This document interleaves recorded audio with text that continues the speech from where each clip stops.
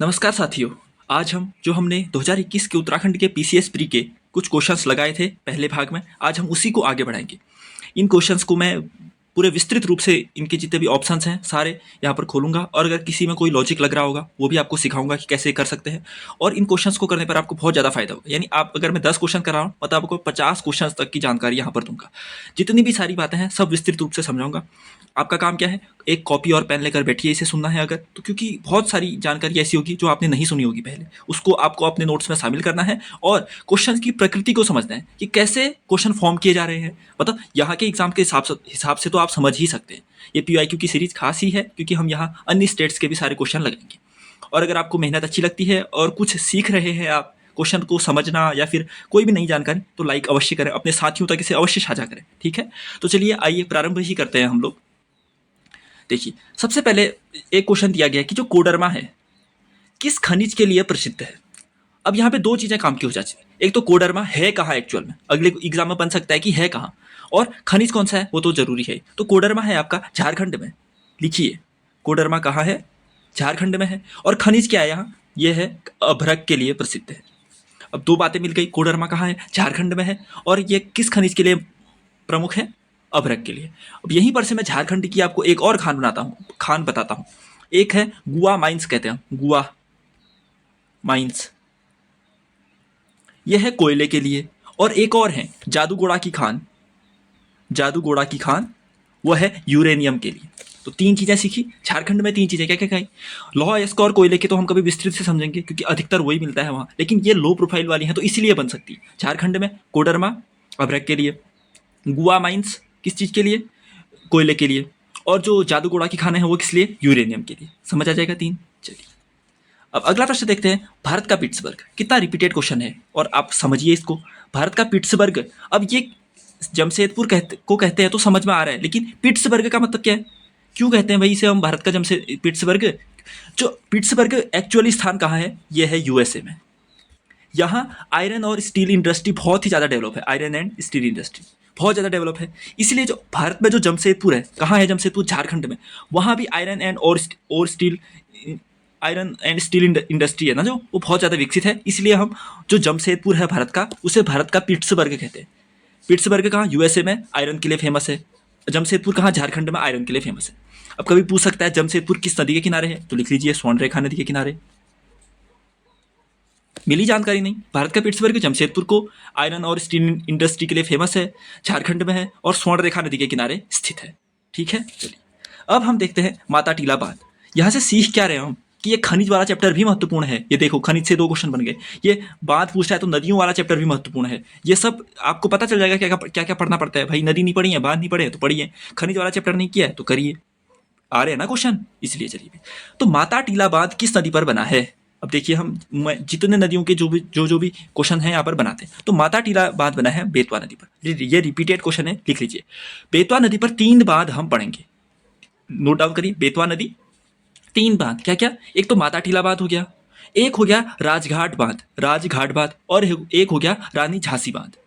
रानी झांसी बांध, राजघाट बांध और माता टीला बांध, इनमें से तो कतई गलत नहीं करिएगा क्योंकि मैं इतना एफर्ट से आपको बता रहा हूँ, तो लिखने का आपकी जिम्मेदारी है, इसे लिखेंगे और इसे सही करेंगे। ठीक है, माता टीला बांध बेतवा नदी पर, राजघाट बांध है इस पर, और एक रानी झांसी बांध है। चलिए, केन नदी हमें पता है किसकी सहायक नदी है, चंबल की सहायक नदी है। क्रम क्या था, BSPK, सॉरी ये तो उसका था, बैक्टीरिया ही शक कुषाण, और उसका बता दिया मैंने आपको। इसकी ट्रिक है CSBK, चंबल सिंध बेतवा केन।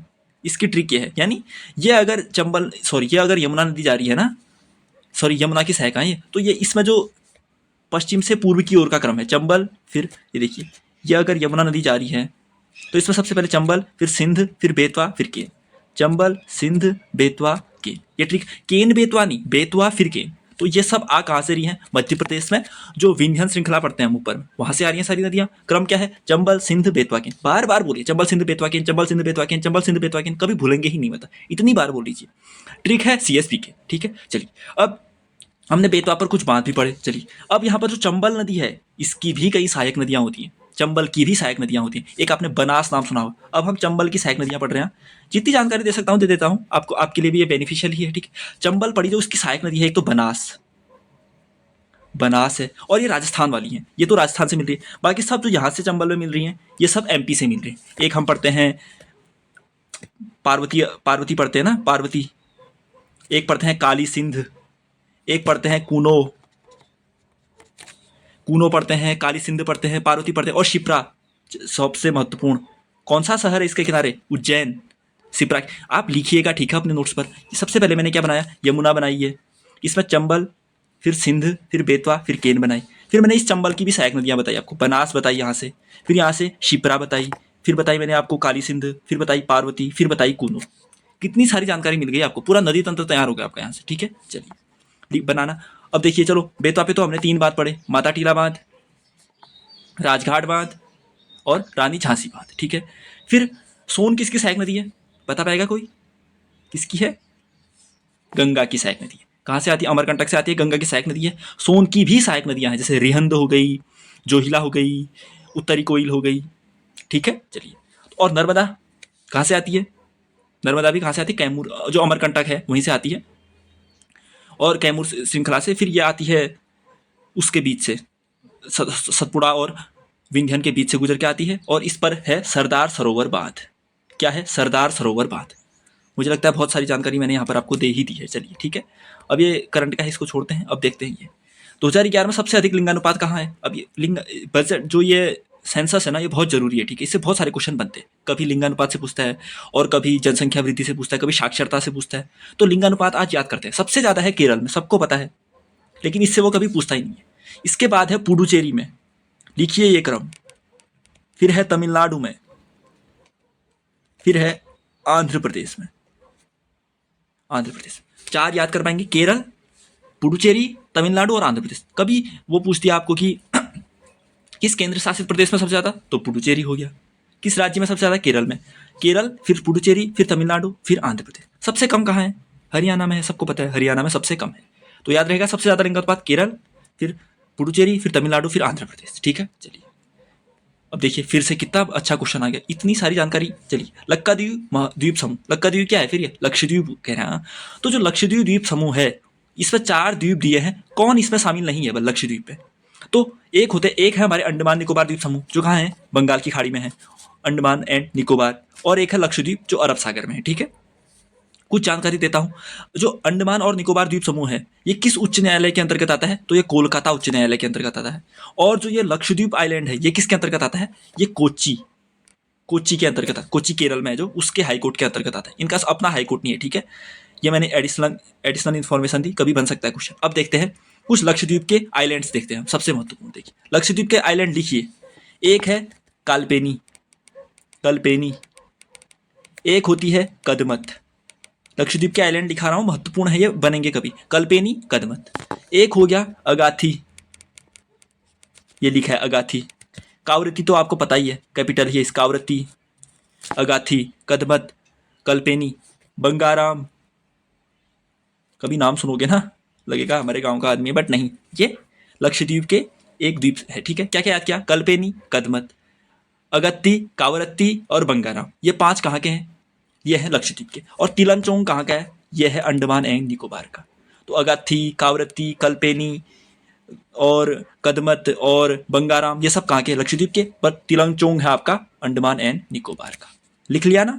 ठीक है, चलिए आगे बढ़ते हैं। अब कोपेन का जलवायु वर्गीकरण फिर से आ गया। हमने यूपीपीसीएस का भी जो क्वेश्चन लगाया था वहाँ भी बना था ना। जितनी बार आएगा उतनी बार आपका रिपीट होगा, तो आपको ज़्यादा अच्छे से याद होगा। मैं यहाँ पर खुद मैप ड्रॉ कर रहा हूँ, तो बनाना है। ठीक है, पूरा साफ कर लेते हैं कि इंडिया के किस लोकेशन पे कैसी जलवायु पाई जाती है। यह है इंडिया। अब मैप थोड़ा जैसा भी बने, थोड़ा एडजस्ट करना।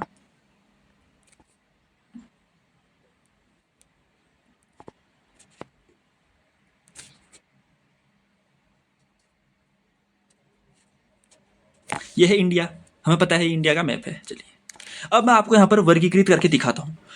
तो जो ये वाला तट है, यानी क्या तट है? ये मालाबार तट है। मालाबार तट है, यहाँ होती है सर्वाधिक वर्षा। हमें पता है पश्चिमी घाट पर सबसे जल्दी पहले मानसून आता है, केरल वाले एरिया में सबसे ज़्यादा वर्षा करते हैं। तो वो इस ऋतु को कहते हैं, जब ग्रीष्म ऋतु बहुत क्या होती है? आर्द्र होती है, और शीत ऋतु बहुत शुष्क होती है। इसमें मिलती है AMW की जलवायु। AMW, अब लिखा भी तो नहीं जा रहा है, AMW, इस एरिया में AMW मिलती है। अब इस वाले एरिया में ये कौन सा तट है? कोरोमंडल का तट है। अब हमें पता है कोरोमंडल तट पे ग्रीष्म ऋतु में वर्षा नहीं होती है, शीत ऋतु में वर्षा होती है। यानी यहाँ शुष्क ग्रीष्म ऋतु बट आर्द्र शीत ऋतु हो गई, इसका उल्टा हो गया। तो इसे कहते हैं AS। लिखना ऐसे लिखोगे तो जल्दी याद होगा। AMW मैंने कहा मालाबार तट। यहाँ क्या होता है? ग्रीष्म ऋतु में वर्षा होती है और जबकि जो शीत ऋतु होती है वो शुष्क होती है, इसलिए इसे AMW कहते हैं हम। क्यों कहते हैं AMW? क्या है इसका अर्थ? नहीं याद करना होता, कितनी लंबी डिक्शनरी खोल के बैठोगे। AS किसे कहा मैंने? जो कोरोमंडल तट है, यहाँ ग्रीष्म ऋतु में वर्षा नहीं होती है लेकिन शीत ऋतु में वर्षा होती है, इसे AS कहते हैं। इतना हुआ। अब जो ये उसके ऊपर का जो पेनिनसुलर बेल्ट है, जो प्रायद्वीपीय पठार है, ये जो बचा है जो भी एरिया, इसे कहते हैं हम AW। कभी भी पूछे ना AW, इसे कहते हैं सवाना प्रकार की, यानी अर्धशुष्क या सवाना प्रकार की जलवायु पाई जाती है। अर्धशुष्क यानी सवाना प्रकार की। आपको कहेगा अगर कभी पूछ लिया कि महाराष्ट्र के ऊपरी इलाके में कौन सी पाई जाती है, या फिर ये आंध्र प्रदेश, तेलंगाना, यहाँ कौन सी पाई जाती है, तो AW पाई जाती है। ठीक है, चलिए अब हमारे पास एक अर्धशुष्क और एक डेजर्टी एरिया मिलती है। जो सबसे ज़्यादा डेजर्ट है ना, जो अंदर वाला, इसमें तो मिलती है BSHW जलवायु। और इसके बाहरी एरिया में ये, इस वाले एरिया में ये, यहाँ जो कम मरुस्थलीय एरिया है उसमें मिलती है, सॉरी ये है BWSW, हाँ जो सबसे ज़्यादा अंदर है। और उसके बाहर वाले में BSHW मिलती है। चलिए फिर जो गंगा का मैदान है, विस्तृत गंगा का मैदान है, यहाँ मिलती है CWG। मैं आपको रिवाइज कराऊंगा अभी। और इस जम्मू कश्मीर और उत्तराखंड के जो अल्पाइन एरिया है वहाँ मिलती है E। और जो अरुणाचल प्रदेश वाला एरिया है वहाँ मिलती है DFC।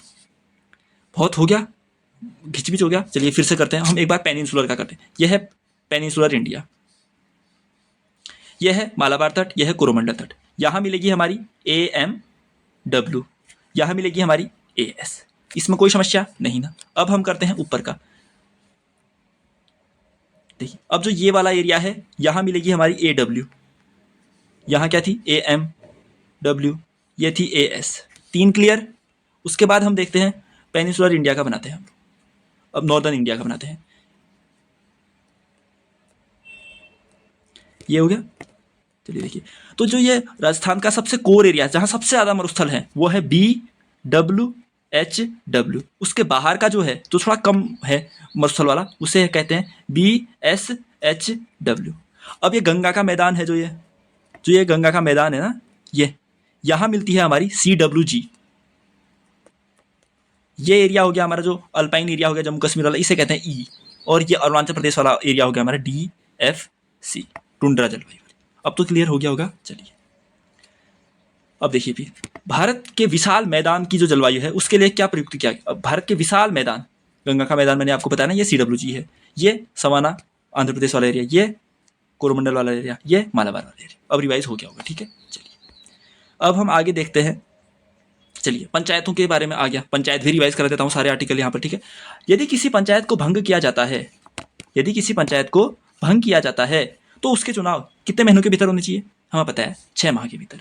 अगर कोई पंचायत भंग होती है अपने कार्यकाल से पूर्व तो उसके चुनाव कराए जाएंगे 6 माह में। ऐसा नहीं, अगर देखिए अगर उसका कार्यकाल 5 वर्ष का होता है हमें पता है, लेकिन अगर वो 6 महीने से भी कम समय का टाइम बचा है, फिर भंग हो गई, फिर दोबारा चुनाव नहीं होंगे। जब ये टाइम 6 महीने से ज़्यादा का होगा तभी चुनाव होंगे। ठीक है, और चुनाव कब होंगे? जिस दिन वो भंग हुई उसके 6 माह के भीतर चुनाव कराए जाएंगे। और हमें पता है अगर कोई पंचायत भंग होती है और जब उसे नई पंचायत चुन के आती है तो वो पूरे 5 साल के लिए नहीं आती, वो जो पुरानी पंचायत की अवधि बची थी उसी समय तक कार्य करेगी। मान लिया जाए एक पंचायत चुन के आई, उसने 3 वर्ष कार्य किया, अब दूसरी पंचायत चुन के जो आ रही है तो वो उसका शेष कार्यकाल कितना बचा था? 2 साल ही उसका कार्यकाल बचा है ना पहली बारी का, तो वो 2 साल के लिए ही चुन के आएगी नई पंचायत। ये पूरे 5 साल तक शासन नहीं करेगी। समझ के आगे? समझ आ गया? अगर कोई पुरानी पंचायत विघटित होती है तो नई पंचायत, जो पुरानी पंचायत है, उसके ही शेष कार्यकाल के लिए गठित की जाती है। ठीक है, चलिए अब हम पंचायतों का आर्टिकल, पता है आपको अनुसूची कौन सी होगी? अनुसूची होगी 9वीं, भाग कौन सा हो गया? 9। अनुसूची 11वीं होगी, भाग 9 हो गया। और आर्टिकल हो गया 243 से 243 ओ हो गया। इसमें 29 विषय हैं। इसके आर्टिकल मैं सबसे पहले आपको रिवाइज कराता हूँ। सबसे पहले हो गया 243 ए, 243 ए, याद करिएगा। ठीक है, अच्छे से। ए में क्या हो गया? ए में हो गया ग्राम सभा, ग्राम सभा सुनिए। बी में पंचायतों का संविधान, सी में पंचायतों का गठन और डी में आरक्षण। 4 ही याद करें पहले, ग्राम सभा, पंचायतों का संविधान, पंचायतों का गठन और आरक्षण। फिर ई में कार्यकाल, पंचायतों का कार्यकाल। एफ में जो पंचायत सदस्य चुने जाएंगे उनकी अयोग्यताएं।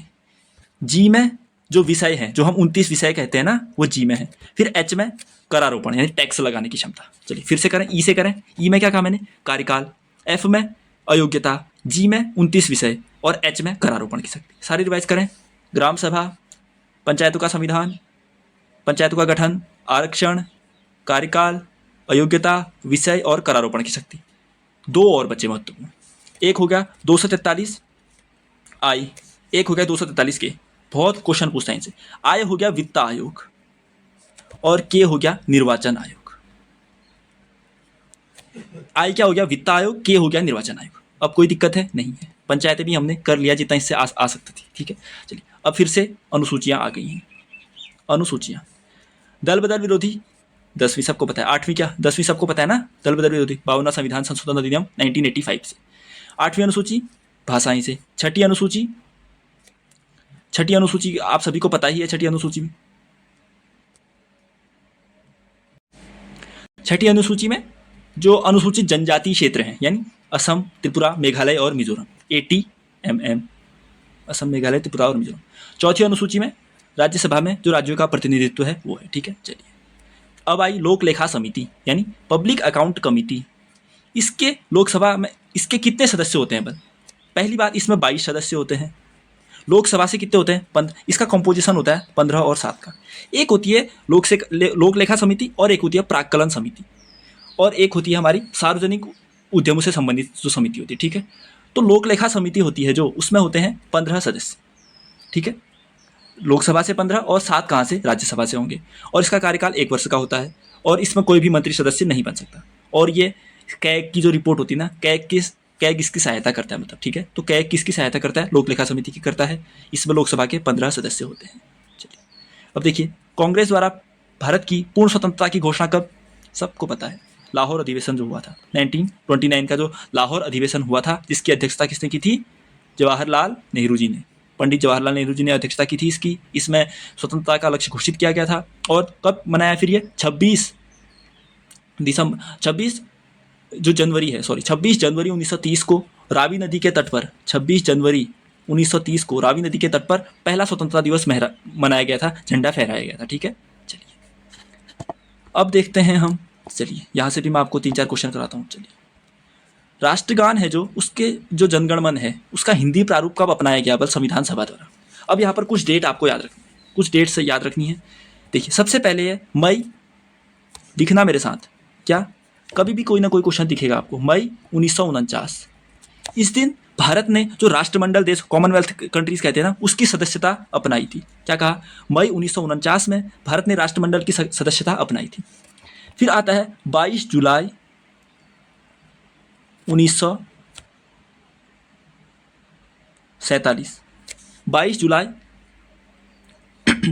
1947। तो 22 जुलाई 1947 को जो राष्ट्रीय ध्वज है ना, तिरंगा, उसको अपनाया गया था। दो डेट पड़ी, मई 1949 को राष्ट्रीय मंडल की अध्यक्षता स्वीकारी गई, सदस्यता स्वीकारी गई। 22 जुलाई 1947 को राष्ट्रीय ध्वज को अपनाया गया।